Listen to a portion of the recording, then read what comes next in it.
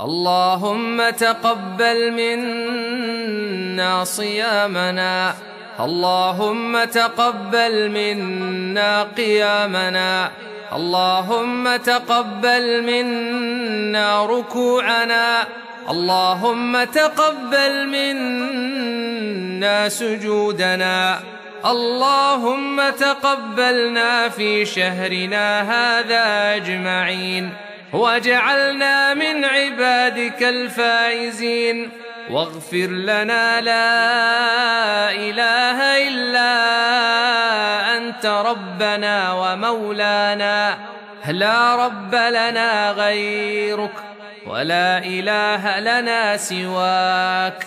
سبحان ربك رب العزة عما يصفون، وسلام على المرسلين، والحمد لله رب العالمين.